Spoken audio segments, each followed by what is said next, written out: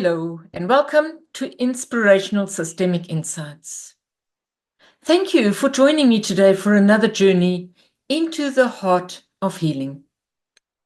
Today, we're diving into a profound and often hidden dynamic: the energies of victims and perpetrators, and how they shape our lives, particularly through the lens of trauma. We'll explore how these roles, which can be deeply rooted in our personal and family histories, affect us emotionally, mentally, and even spiritually. I personally don't like this terminology, but it is just a terminology that we sort of seem to understand, and it's just for the ease that I am going to use it. Now, you may have heard terms like victims and perpetrator before, and how they carry a lot of weight. But let's delve into how these energies play out in our lives and how they can create a sense of separation or disconnection from life itself. My hope is that by the end of our time together, we'll have a deeper understanding of how trauma influences our connections to ourselves, to others, and to the world around us, and how we can begin to move toward healing and reconnection. And that's the only reason I want to talk about it. Why is this topic so important? Well, trauma affects nearly all of us in one way or another. It's not just a personal issue. It is something that has a ripple effect in our families, our communities, and even our broader society. When trauma is left unaddressed, it can lead us to feel disconnected, isolated, and even numb. We can start to feel that life is happening around us rather than within us.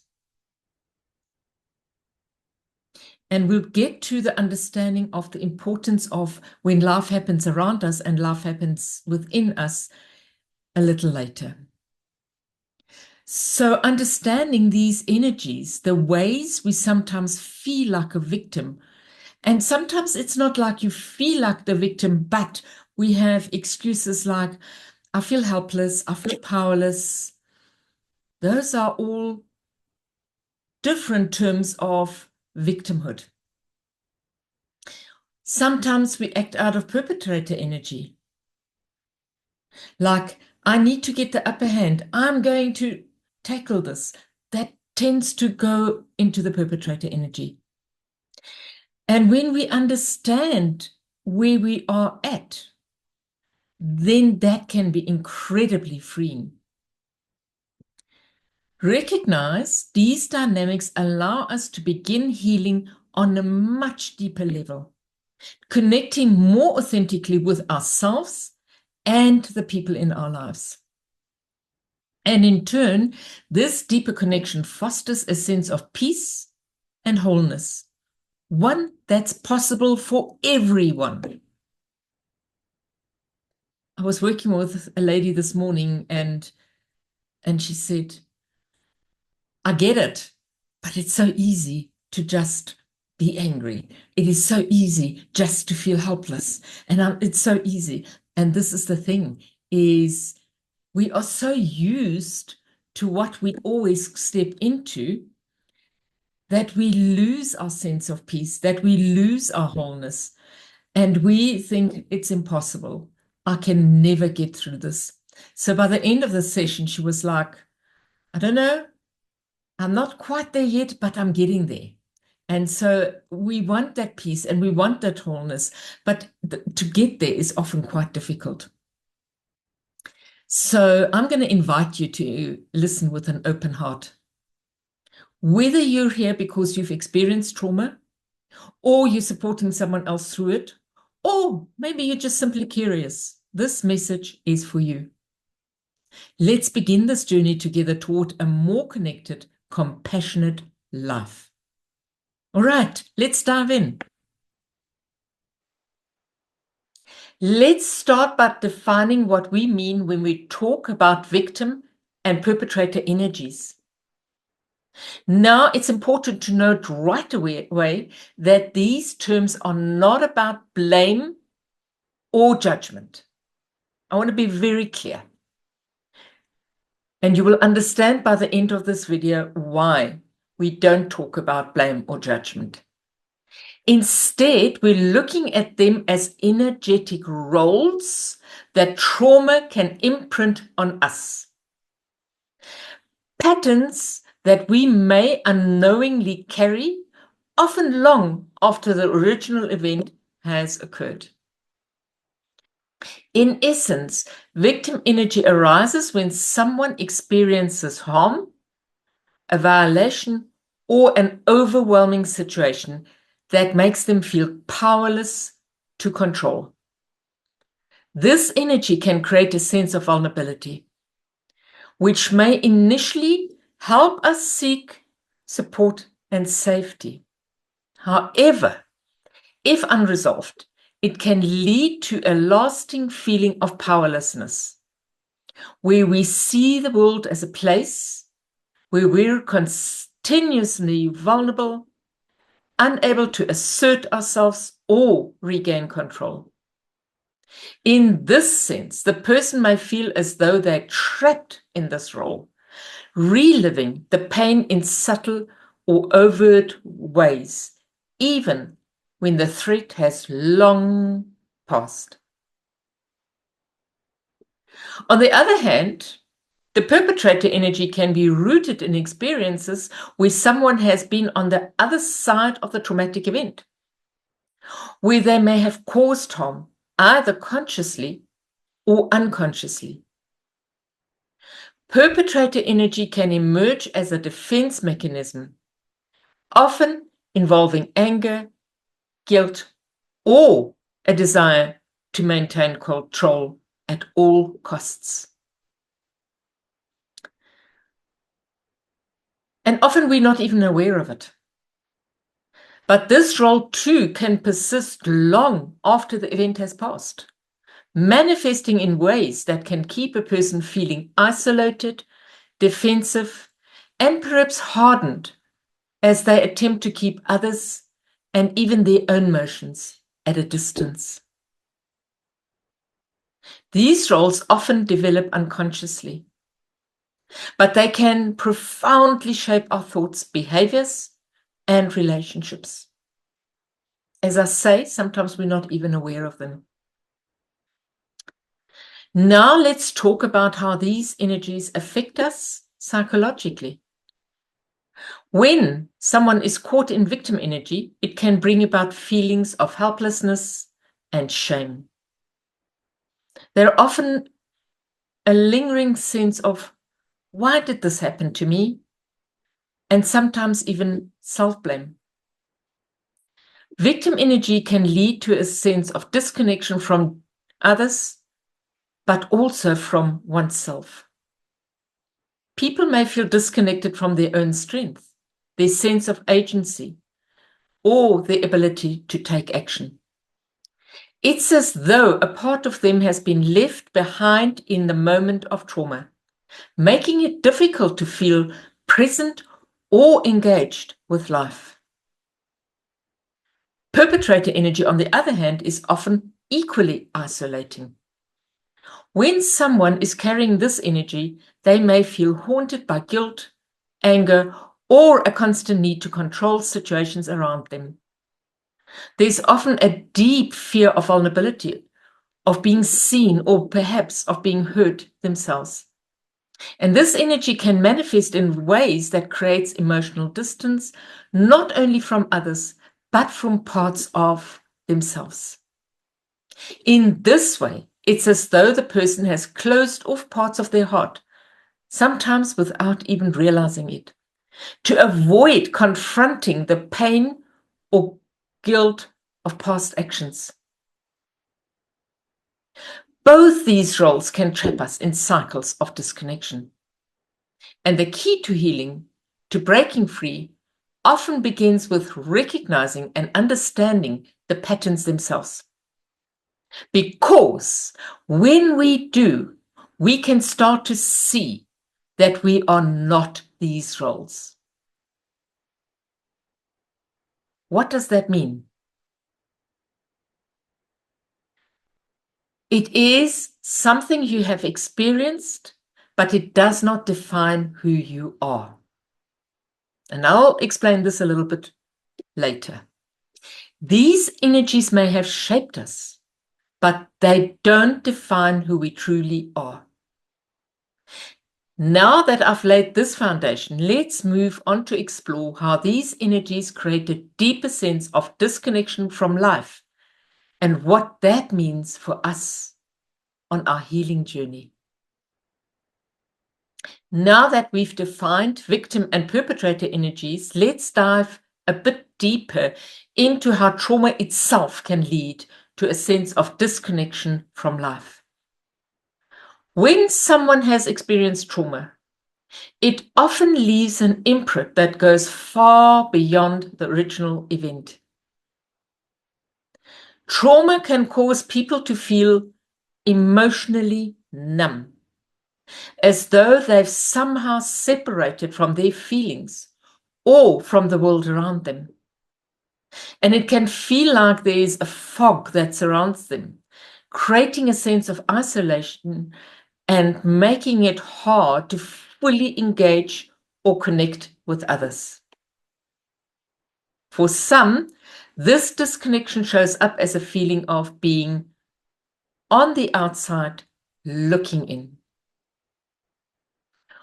where they're physically present but emotionally absent. It's like looking at a movie screen, disconnecting from their own lives and the people around them. Trauma can also make it a challenge to trust themselves, others, or even life itself. Both victim and perpetrator energies reinforce this disconnection. When someone is in victim energy, they may feel as though the world is unsafe, that life is something that happens to them rather than something they can engage with. They may feel like they're going through the motions, living in a state of hypervigilance, or simply feeling unable to access joy, love, or a sense of peace. Those who carry perpetrator energy may experience disconnection differently. They may feel a sense of separation from their own humanity, or feel compelled to control everything around them as a way to keep the pain at bay. This need for control can lead to further isolation as it builds walls around their heart, distancing them from the authentic connection and vulnerability. Both roles are ways the psyche copes with trauma, yet they can lead to an ongoing cycle of disconnection from life, from others, and even from one's own spirit. Trauma can trap us in a state of survival, where life becomes something we simply endure rather than fully embrace. How do we begin to break free from these cycles of disconnection? This is where the power of systemic constellation comes in. Systemic constellations allows us to bring these hidden dynamics into the light. It's a process that helps people see and feel the energetic patterns within their family or social systems.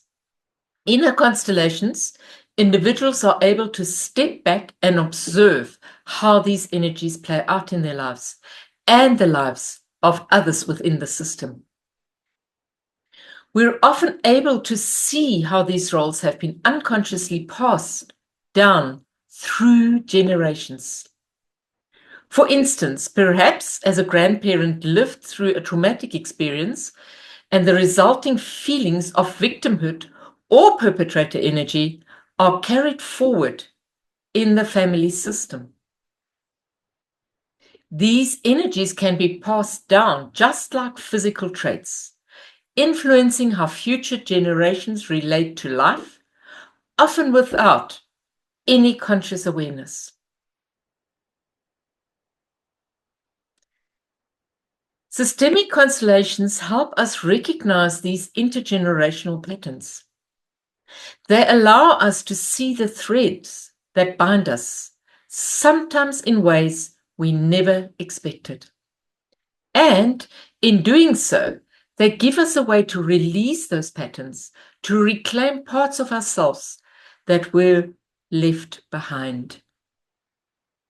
When we participate in a constellation, we're not just looking at individual trauma, we're looking at the whole system, understanding the roles and the energies of each person. And in this understanding, there is a profound opportunity for healing, not just for ourselves, but for the generations that follow. Understanding these patterns is the first step towards healing and reconnecting with life. And when we see these roles for what they are, we can begin to move beyond them toward a fuller, more connected life. In the next video, we'll explore ways to heal these energies, allowing ourselves to reconnect, to engage, and to fully embrace the life that's waiting for us. As we've explored, trauma often leaves us with powerful energies that shape our lives long after the event itself has passed. Whether we find ourselves caught in the role of a victim or of a perpetrator, these energies can lead to a sense of disconnection, keeping us from fully engaging with love. But the journey doesn't end there. There are pathways to healing, and these paths can guide us back to a sense of connection, peace, and wholeness. We begin to see that we're not trapped by our past. Rather, we are free to create a future that aligns with our deepest desire for connection and peace. This is where systemic constellations come in as a powerful tool for healing. Through this process, we can gain insights into the hidden dynamics within our family or social systems. Insights that help us see beyond our individual experiences to the larger picture. In a constellation, we're able to observe the energetic roles we carry, and we can often trace these patterns back through generations. Systemic constellations allow us to bring these hidden connections to light. They give us the opportunity to see how the energies of victim and perpetrator may have been passed down within the family system, perhaps originating long before we were born. And understanding this can be incredibly liberating. It reminds us that we're not alone in our struggles, and that these patterns, once seen, can be shifted. By working with these energies in a constellation setting, we empower ourselves to release the roles that no longer serve us. We can step out of the patterns of disconnection and reclaim our rightful place in the flow of life. As we begin to integrate these insights, we find that reconciling with these energies within ourselves leads to a deeper connection to life. We feel more present, more engaged, and more open to the fullness of our experiences. When we heal, it's not just for ourselves. It is for those who came before us and those who will come after us. Healing allows us to break free from the cycles of trauma, opening pathways for ourselves and future generations to live with a sense of peace, joy, and connection. If you find yourself resonating with these themes, I encourage you to explore systemic work and seek support on your healing journey. Remember, the path for healing starts with small steps, acknowledging, accepting, and allowing yourself the compassion you deserve.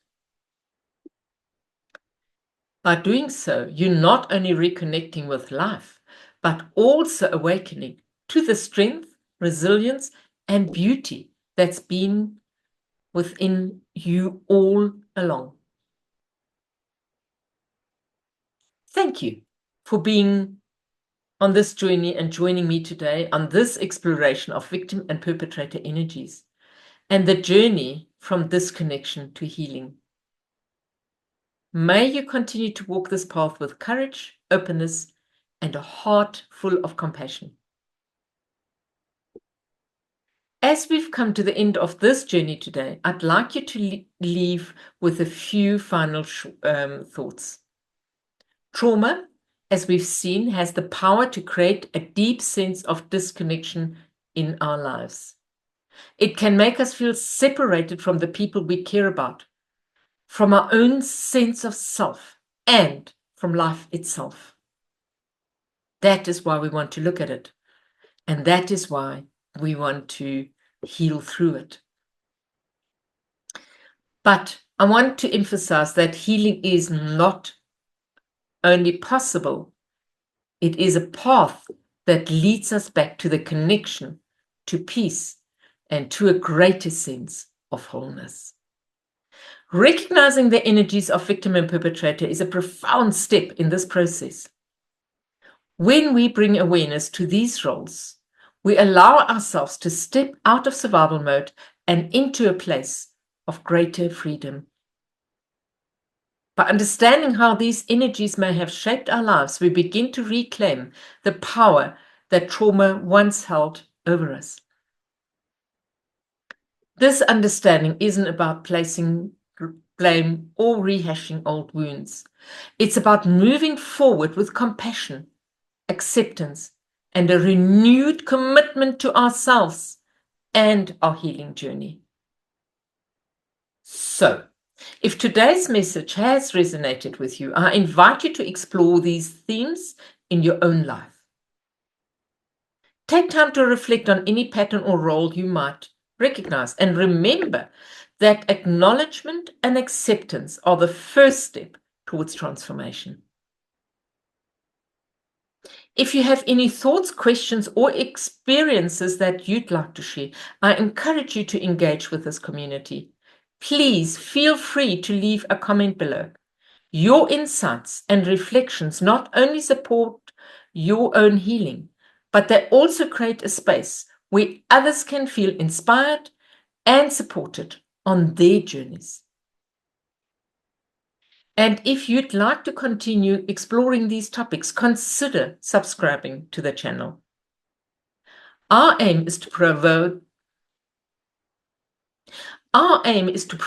content that supports your growth and healing with practical insights and guidance that bring you closer to a life of connection, balance, and joy. Thank you for joining me today. Remember, the journey of healing is one of courage, patience, and love. May you continue to find strength on this path as you reconnect with yourself and with the beauty of life around you. Until next time, take care and be well.